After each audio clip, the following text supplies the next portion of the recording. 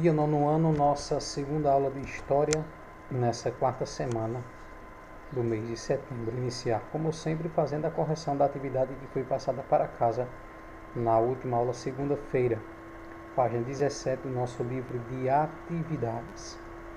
Primeira pergunta dessa página 17, nós temos lá em cima: no governo de Castelo Branco tiveram início os chamados atos institucionais, medidas que regulamentavam a atuação dos militares, que davam respaldo, que davam suporte político a essas ações, a essas medidas tomadas. Já que a Constituição não embasava esse governo, era preciso criar como desculpa política esses atos institucionais.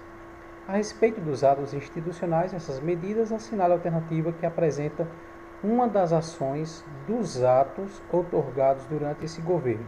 Então, a gente teria que marcar a alternativa que demonstrasse a atitude como consequência desses atos, aquilo que esses atos previam.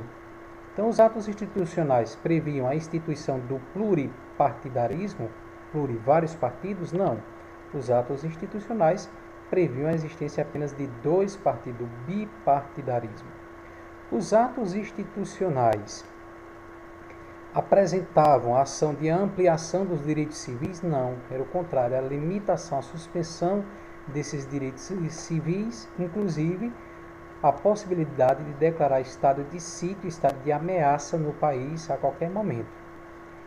Portanto, a resposta correta seria a letra C. Os atos institucionais apresentavam como ação fechamento do Congresso e da Câmara dos Deputados, sobretudo o ato institucional segundo, decretado no ano de 1965. Então, não poderia também ser a letra D, que diz que os atos institucionais apresentavam como ação manutenção de todos os artigos da Constituição de 46. Pelo contrário, foi elaborado uma nova Constituição, se não me falha a memória, pelo ato institucional de número 4, previa-se a elaboração de uma nova Constituição.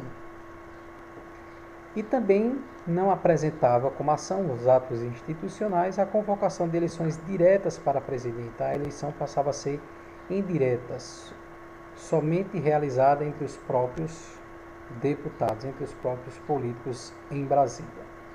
Analisando a tirinha, a Mônica pergunta ao pai: pai, o que é censura? Bem, quando ele vai responder, sua fala não aparece. Então sabemos que as tirinhas procuram encontrar maneiras bem-humoradas de realizar críticas a acontecimentos da sociedade. Com base nessa tirinha, em seus estudos, responda às questões propostas. O que é censura?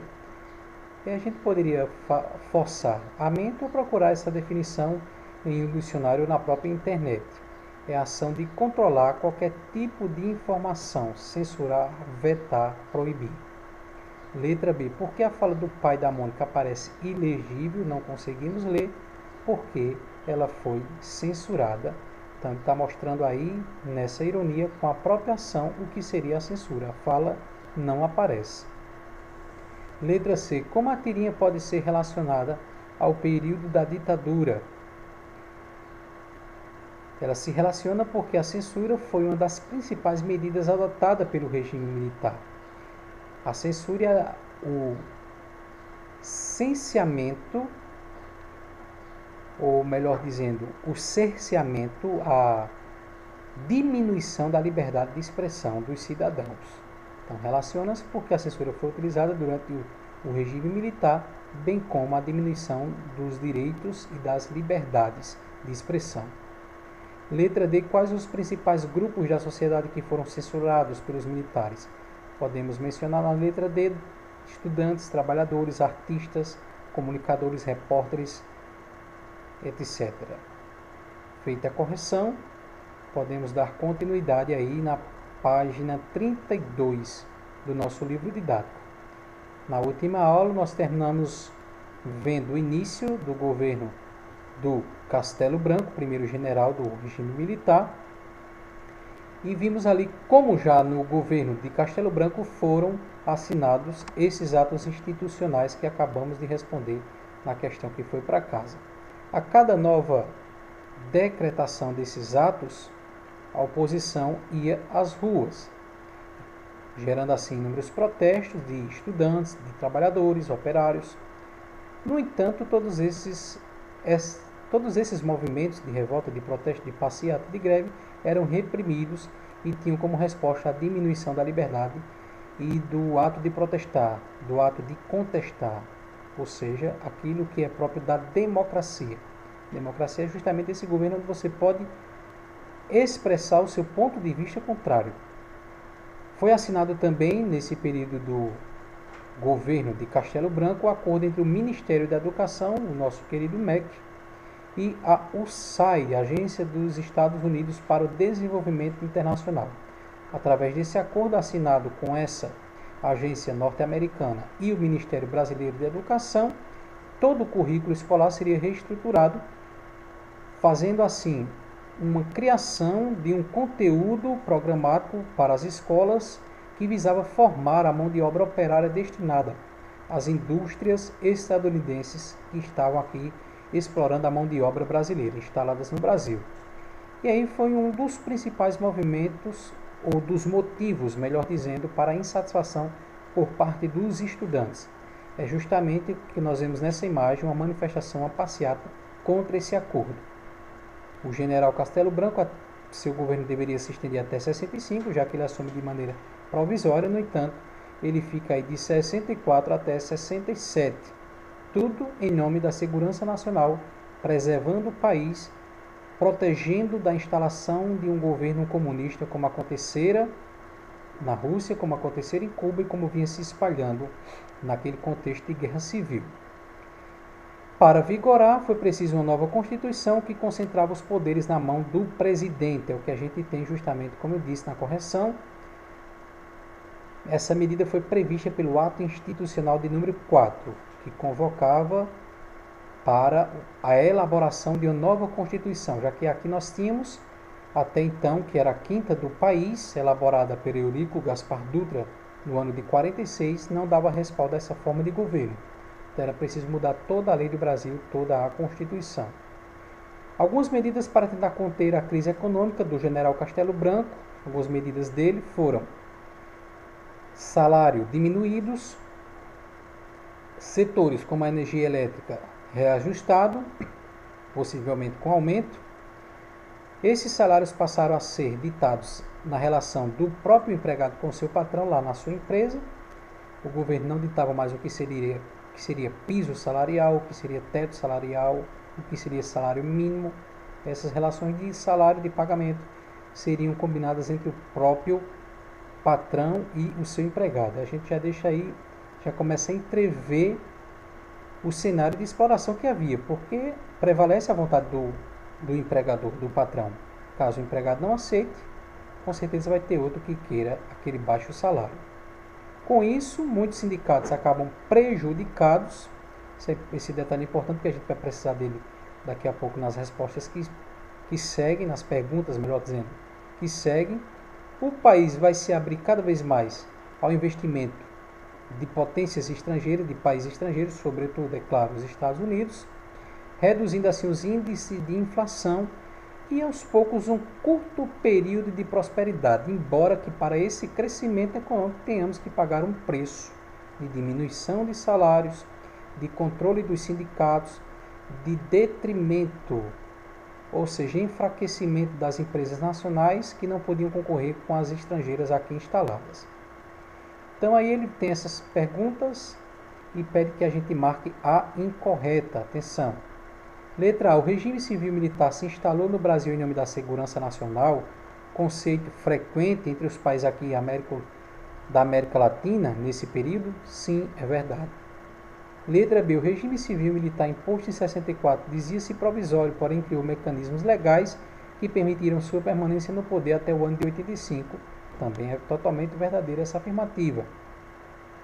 Letra C. A estabilização da economia pode ser explicada em parte pela anulação dos sindicatos. Também é verdade, como disse, embora essa informação não apareça tão clara, mas a gente já pode prever que, com essa diminuição dos salários e os sindicatos sendo tolhidos de atuarem, sendo proibidos ou limitados de atuarem, esse dinheiro economizado com a redução salarial ficava economizado ali para os cofres do governo.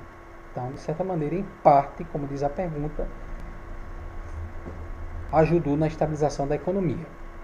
Letra D. Em relação ao contexto da Guerra Fria, pode-se afirmar que os governos militares se alinharam ao bloco capitalista comandado pelos Estados Unidos? Também é verdade, já que o grande inimigo a combater era o comunismo. Então, a alternativa incorreta é a alternativa E. A política econômica colocada em prática atendeu às reivindicações dos trabalhadores por meio da adoção de medidas populistas e paternalistas. Essa foi a forma de governo, populismo, que vigorou até antes do regime militar, o assunto do capítulo passado. Não foi característica do regime militar, então está incorreta. Após Castelo Branco, quem assume é outro general, Arthur da Costa e Silva, que o nosso professor de geografia não escute. As manifestações operárias e estudantis só fizeram aumentar no governo desse segundo general. Em 1968, no Rio de Janeiro, houve uma manifestação estudantil contra a qualidade e o preço das refeições servidas no restaurante Calabouço, ligado à Universidade Federal do Rio de Janeiro.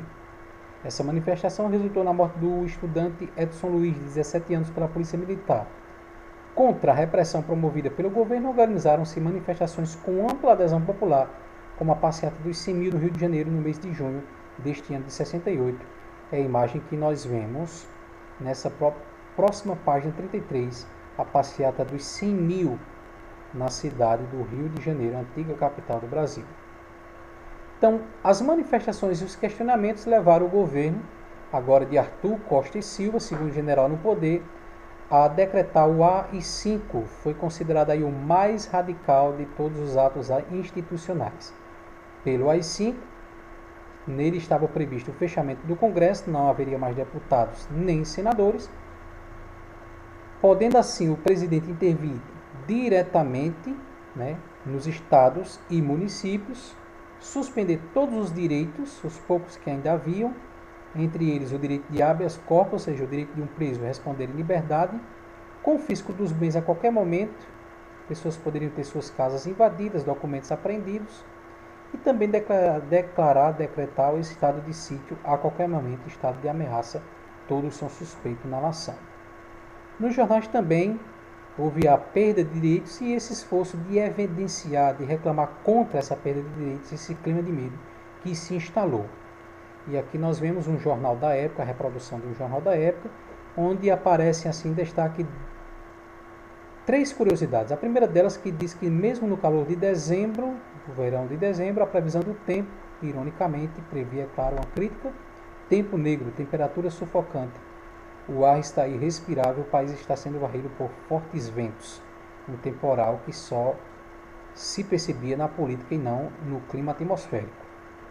A outra, segunda ironia, no alto da página, outro texto diz que ontem foi o dia dos cegos, aludindo aí à decretação do ato institucional 5, feito no dia anterior à publicação desse jornal. E a terceira ironia seria a foto flagrada aí do presidente Arthur Costa e Silva entregando espadas aos novos guardas marinha, uma condecoração, uma homenagem, mas a foto retrata ele numa posição assim como que inclinada, prestes a cair, fazendo assim uma alusão à instabilidade, à falta de estabilidade pela qual estava apoiada esse regime militar, sem segurança, sem estabilidade. Essa é a ideia que se quer passar com essa imagem. E aí na página 34 vocês têm uma perguntinha que vou marcar falso e verdadeiro, responder e enviar a foto na horizontal, pegando só a parte de cima da página 34 do livro didático, lá no Classroom até o meio-dia da sexta-feira. Abençoado o restante de quarta e abençoado o restante de semana.